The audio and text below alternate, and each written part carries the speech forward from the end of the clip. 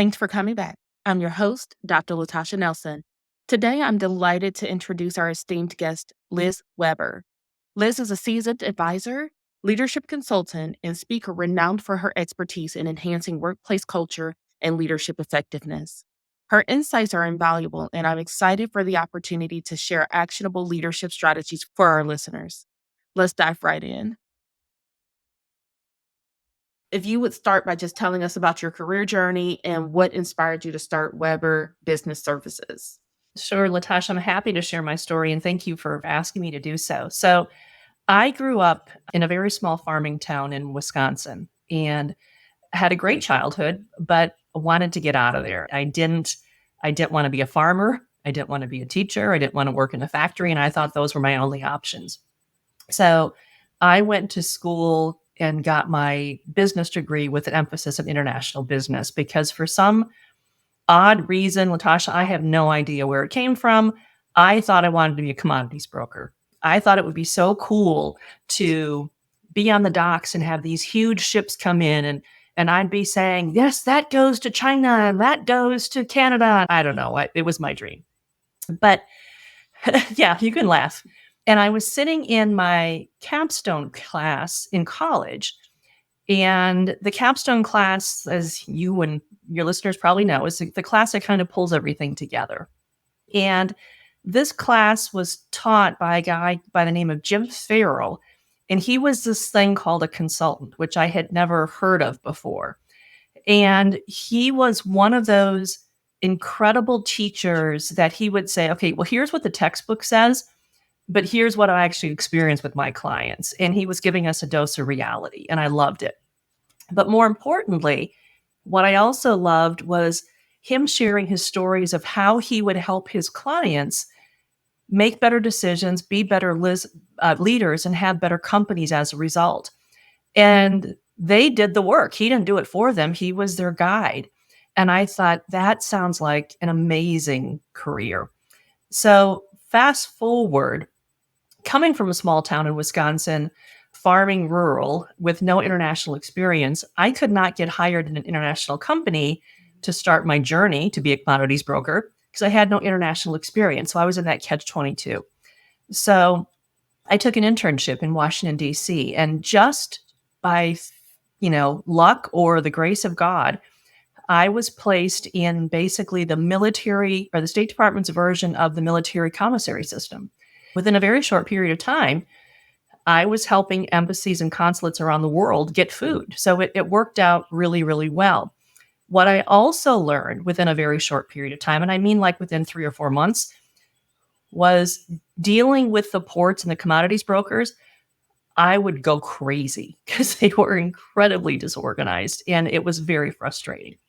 But what I learned as part of that job, part of my job was teaching non-business minded people who worked for the State Department that were stationed around the world how to run commissaries, how to run videotape libraries at the time, how to run tennis courts, how to run all of the activities outside of work on the embassy compound.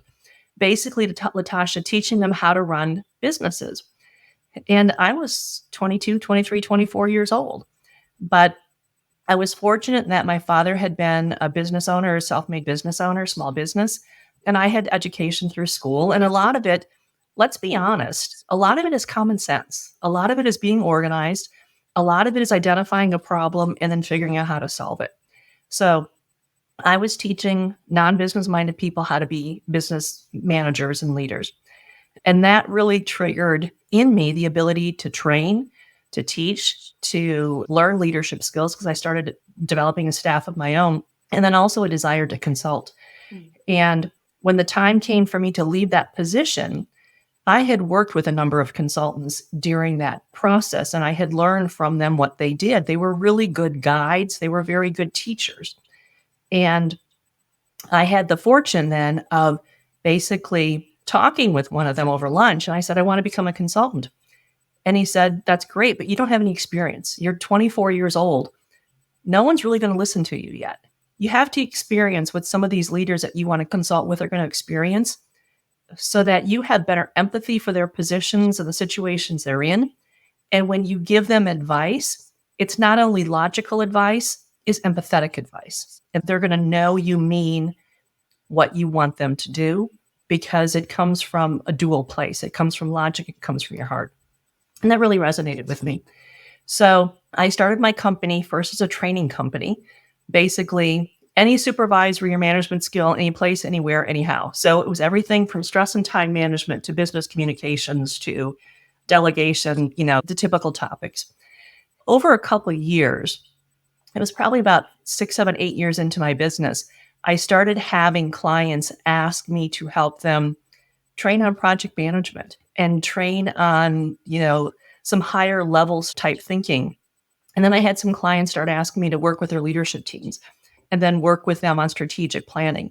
And when I got into that space, basically my world changed because I found my happy place. I found working with the type of leaders, and by that I mean the level of leader that had the responsibilities that I could resonate with because I could help them make decisions that would change policy, that could change people's lives because they had the authority, the budget, and the experience to do so. So that's kind of how I got to where I am today. Beautiful. And what I like about your story is that it's very relatable. I think many people in our audience, they are navigating their careers right now. And some of us may even have degrees that we're not actively leveraging, or we may be. I like to think that there's an opportunity for interdisciplinary approaches. I joke and I tell people, I know if you look at my resume, it looks like I didn't know what I wanted to be when I grew up because I've got several degrees there. But I leverage each of those disciplines to really offer holistic solutions to things. And so while I consider myself a business, strategist who specializes in learning and development, I am very much also an IT professional. I'm very systems oriented and I can tell you exactly where your bottlenecks are and how to create efficiencies within that space. I'm also an educator. I can build a database if you needed me to. Probably not my first favorite thing to do, but one of my first degrees. And so very relatable in that sense. And I love that you found through experience, because you weren't able to dive right into international, you did have an opportunity that exposed you to consulting.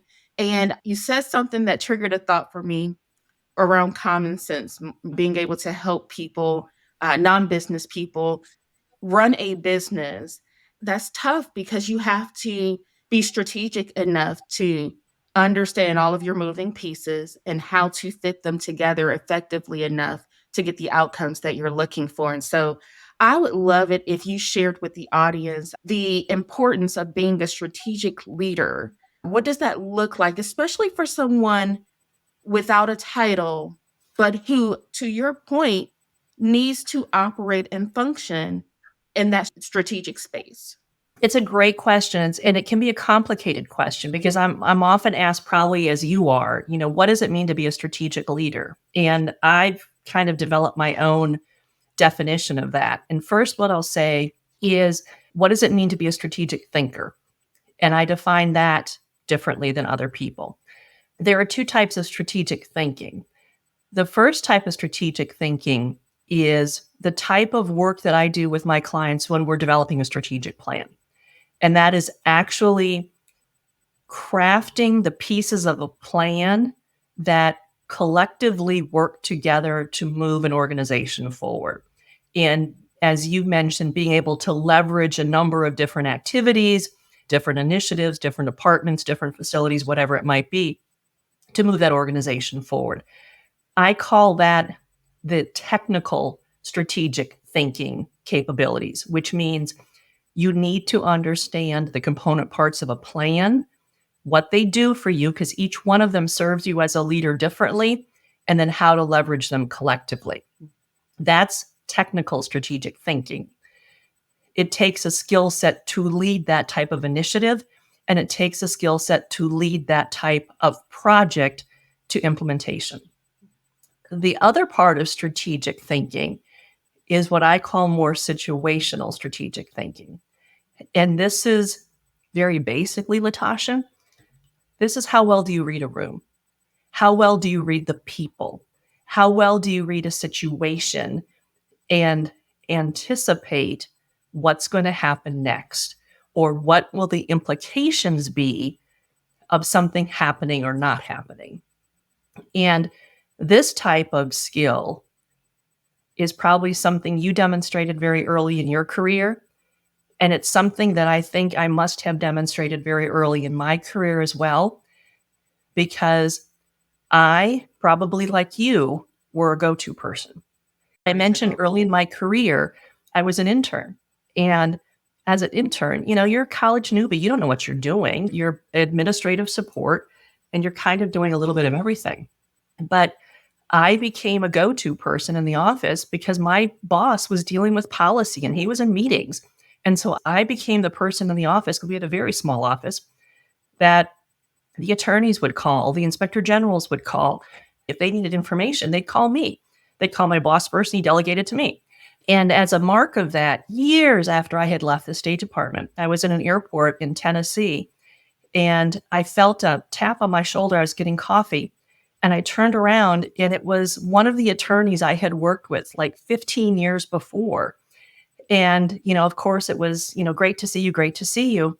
And he said, "Can you come over here for a minute? I want my son to meet you, because he's heard about you for years, about this young girl that I used to work with who really was such a leader at an early age that I knew she was going to do great things."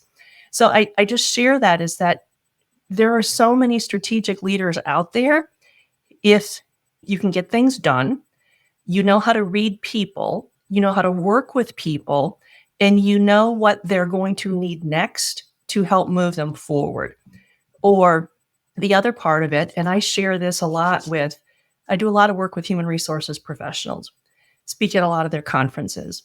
And I believe they should be doing a lot of the work that I do in organizations. But quite often, the reason they can't or they don't is they're not taken as seriously as they could or should be. And some of that is out of their control, but a lot of it can't be put into their control. And I share with them is take ownership of the role they have, and also offer advice even when it's not sought. And what I mean by that is, again, read the room.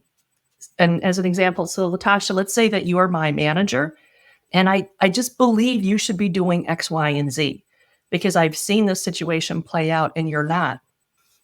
Let's say you and I are having a meeting about tasks that have to get done later today. I could say, "Oh, by the way, Latasha, I know you didn't ask for my opinion, but I wanted to share with you my thoughts about this situation. I would recommend that you consider doing X, Y, Z because we know this, and this is going to happen." And then you drop it. And something as seemingly basic as that gives an indication to the boss, I'm reading a situation, I'm identifying potential implications of what may and may not happen, and I'm offering a solution to move you forward or to move it forward.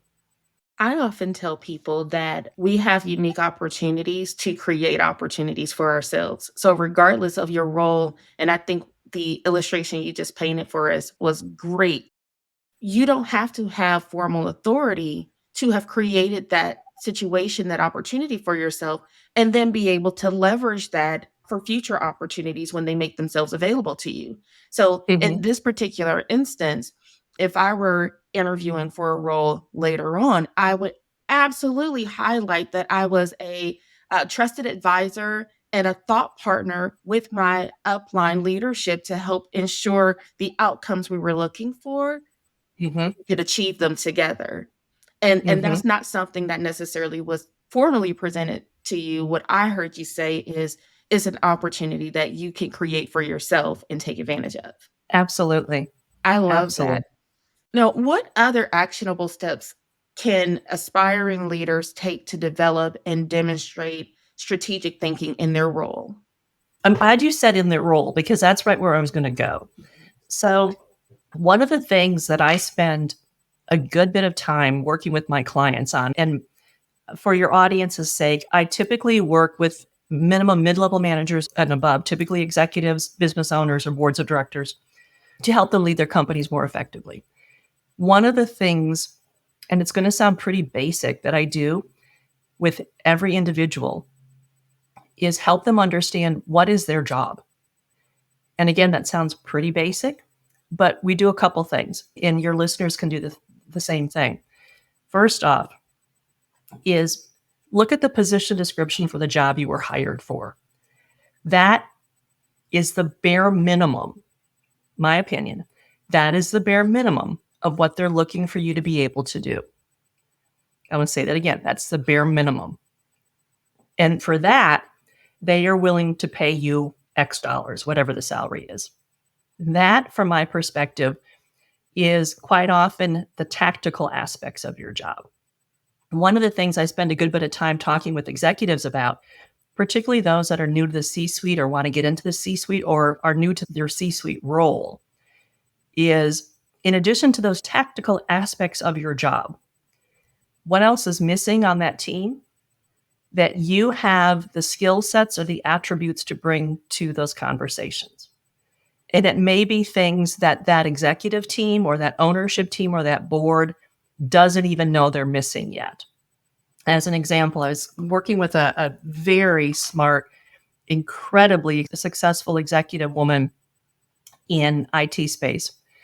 And she was new to the C-suite, and she had a very big role in logistics and IT, and had every credential there was, highly gifted, very smart, was no doubt that she would be able to do the job she was hired to do. But in C-suite roles, quite often, because you're coming in at such a high pay scale, you got to prove yourself pretty quickly that you are worth the money you're being paid. So she had a 90-day initial review coming up that she had to make a mark to show that they had made the right selection.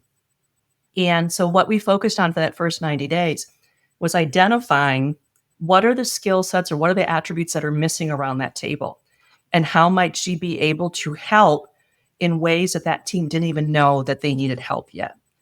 And in this particular case, it's similar to what you and I were just talking about.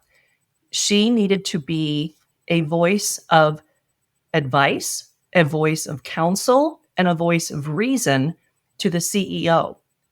Even though she was incredibly new, she quickly identified there was nobody else on that executive team that he trusted to be that voice of reason for him.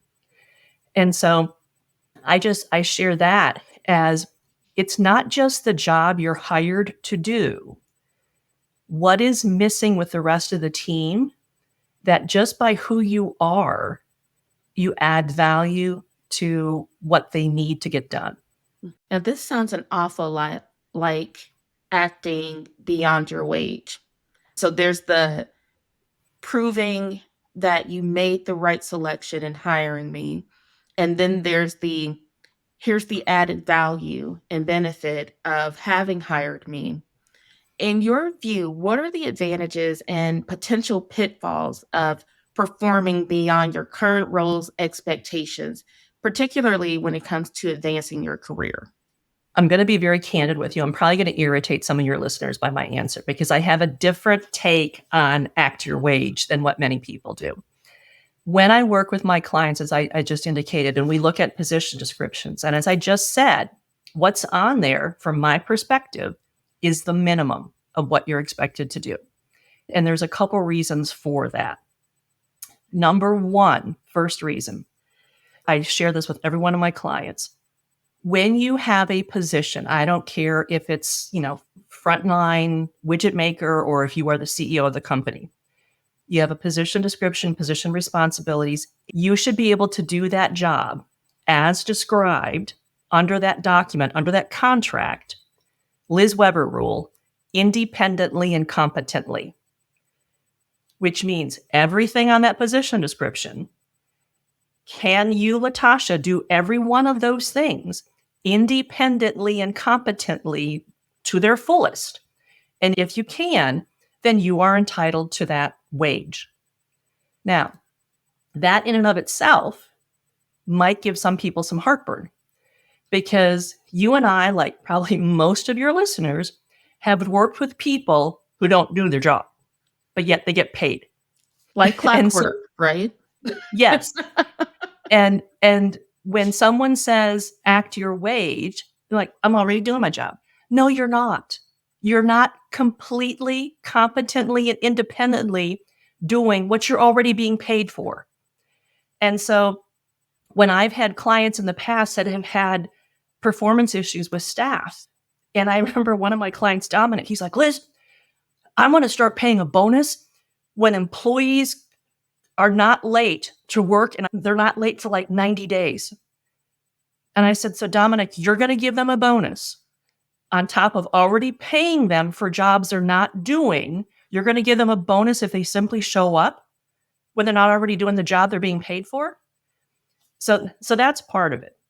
That's the first reason I have a problem with act your wage, because most people don't understand, from my perspective, what it means to do the job you're being paid to do.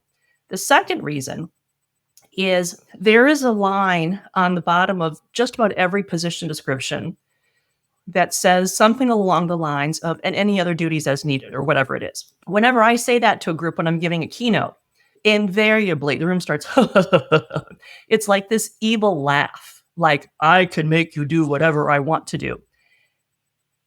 Sadly, that's how many people interpret that line.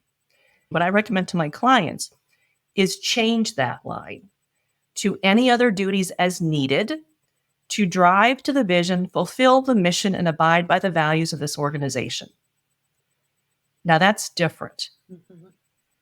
And that's where some people go, whoa, what does that mean? That means that as a member of my team, as a member of this organization, as a member of this community, whatever you want to call it, there will be times, and you need to be aware of that. You're a smart person. There will be times when we are all going to be asked to do things that aren't on our position description. I do a lot of work with state government.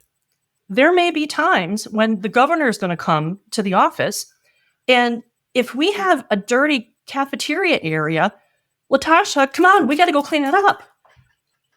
And if you say, that's not my job. Okay. Technically, it's not.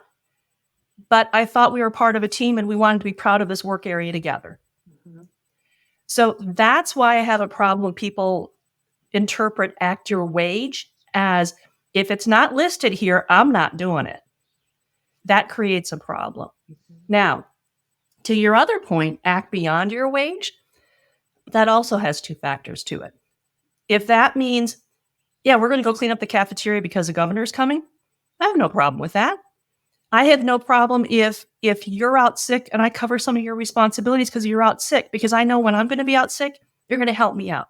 That's called having your back. It's different, though, is if I just don't do everything on my position description or do my job independently and competently. I'm only doing maybe 60% of my job. The boss is making you cover my other 40%. Then you have every right to be upset by that. That's not fair. And so that's where I come down on act your wage, act beyond your wage. It's, what are you doing to be the best you, given your job and your part of the team that you can be, so that people say, who should we call? Let's call Latasha. I want to ask her first. Let's get her on this team. Versus, I'm not calling her. I don't want her. There's a big difference. I love the sense of accountability. I love the example you shared of, so you're gonna pay your team beyond their wage for things that they're not already doing, to do things that they should already be doing. It reminds me of like my parenting style. My munchkin, I would tell her, your one job right now is to go to school. That is your day job. And so, no, I do not pay for grades. I expect you to come home with good grades, and or to let me know how I and your teachers can support you better if you need help. But I am not paying for grades. But I grew up with some of my best friends. They used to get paid for grades, and I just used to giggle because I'm like, my parents would never go for this. So I love the accountability aspect of it.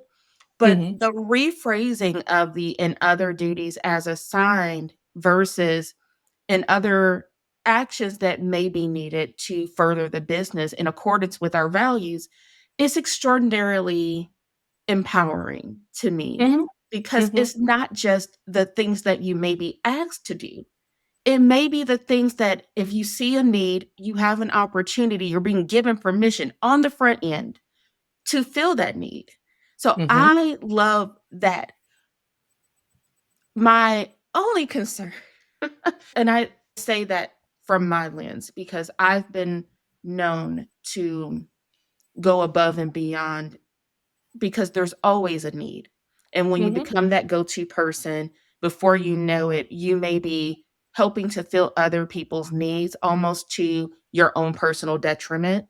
In fact, I shared with someone, I'm working on boundaries right now. I'm working on figuring out a way to still lean in and help, but without deprioritizing the things that I need for myself.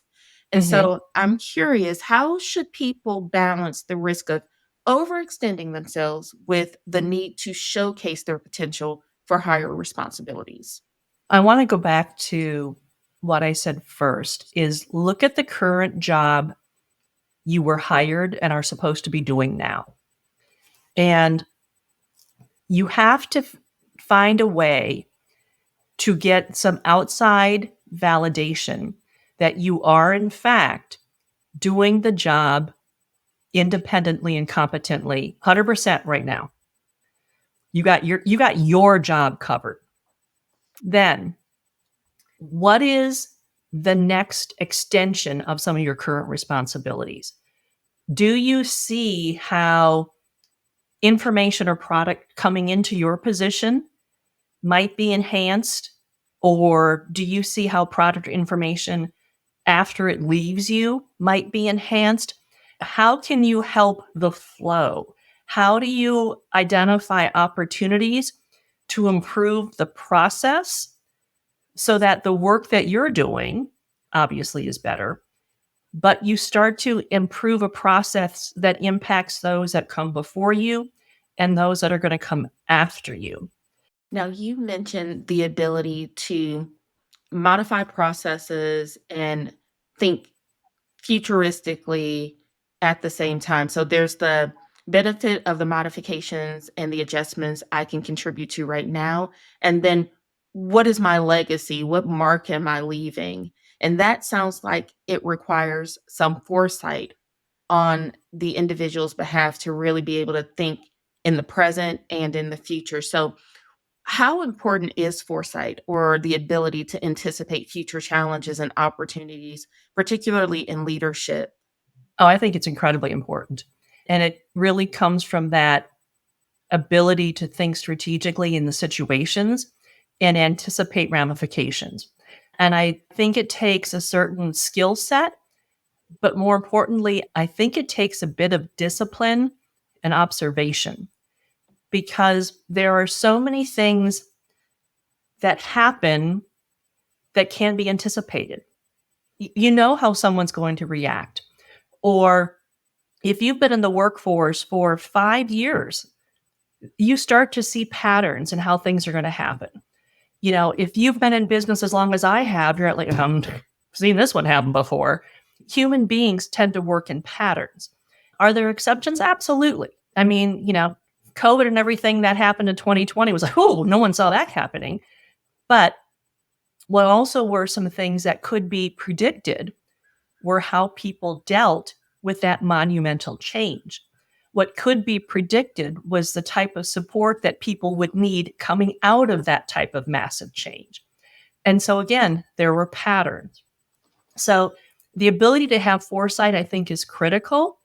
And what I encourage my leaders that are mid level leaders starting to move up more into the executive ranks, that ability to have that foresight, to think strategically, to think holistically, think about how these actions impact departments beyond yours, impact the whole organization holistically. That is really where the strategic thinking and the foresight starts to take shift, is when you get over the mono focus of how does this affect my job or my team to, yeah, this is going to affect my team, but how is this going to affect us? And then if my team does X, How will that affect everybody else? So then maybe my team doesn't do X. Maybe we need to do J instead. And that becomes where the real strategic thinking and the real foresight comes into play, because you can start seeing multiple ramifications of certain actions. Absolutely makes sense. And so, for aspiring leaders, what methods can they use to start developing this foresight, especially if they feel a little stuck in their day to day operations? I think it goes back to a couple of things we've talked about, Latasha. It's number one, start having more confidence in their observations and read on what's happening in there with your team or the organization. Because you probably experience this all the time as well with the clients that you work with. But quite often, particularly when I'm working with HR, I will tell them, so here's what I'm observing. They'll say, yeah, yeah, yeah. They all see it, they all know it, but because they're right there, they're not listened to. The outside consultant is paid to come in and I say it. It's like, great, we never heard that before. Well, yes, you did. But to go back to what I said earlier, the way that you are communicating your observations, communicate them with more confidence, communicate them more concisely, and communicate them with the solution proposed. So instead of saying, Latasha, this thing is just broken. You know, someone's got to do something about this. This doesn't work. This policy is broken. It's not fair. Versus saying, Latasha, we've talked about this a number of times. I've heard you in meetings with senior management that this policy needs to be changed. And I know you think it does. I wanted to suggest to you, what if we changed it like this, and this? Because then the staff would experience that, and that. That's a very different approach. One is, hey, there's a problem here, you fix it. The other is, hey, there's a problem. Could it be fixed like this? Or here's how we might want to consider fixing it. It's concise, it's to the point, and it's solution oriented. And quite often I'll have managers say, or, people that are not as experienced yet in providing solutions, well, I don't know what to do. And quite often what I'll say, and I'm not being snarky, I'm trying to jolt them to think. If they'll say, well, I don't know what to do. And I'll say, but if you did, what would you do? And they're like, what? And I was like, look, Latasha, you are obviously a smart woman. You have a munchkin. That's not easy. You have a lovely home, it appears. So you're making real adult decisions on a regular basis. As a smart adult woman in this situation, if you had the power to do something, what would you do? You just start giving those opportunities for people to speak up and show that they have the ability to make decisions at work.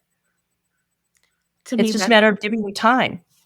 yeah, it goes back to empowering others. I think that oftentimes, especially in very hierarchical structures, people are waiting for permission to lean in that way. And when they're given that opportunity, they're caught off guard because Mm-hmm.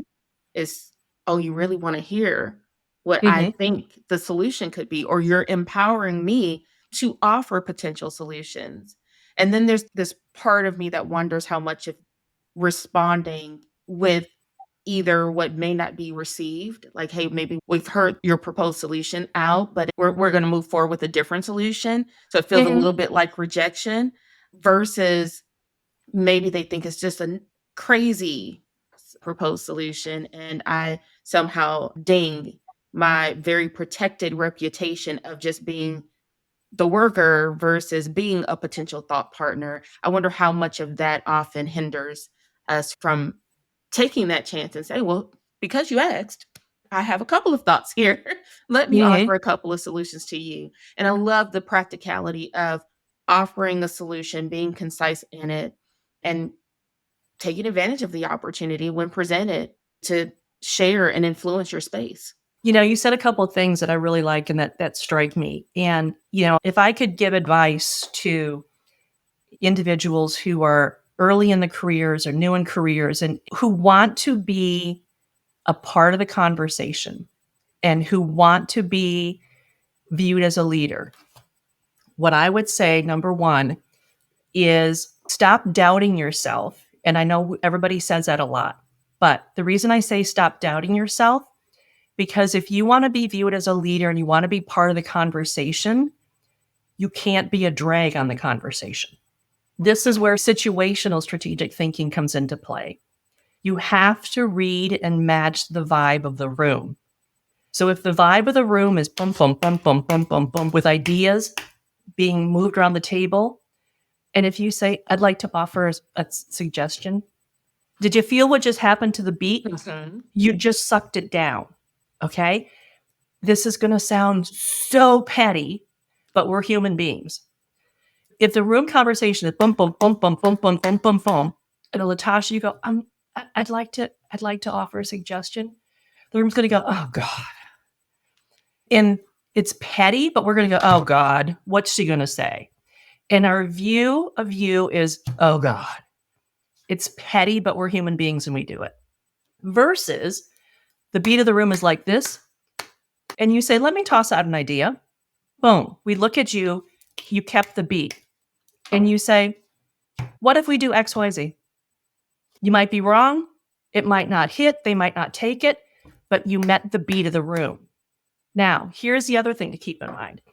You toss out that idea, they don't take it. That's not because they didn't like my idea. Don't get offended by it. Realize what you did is you added to the beat.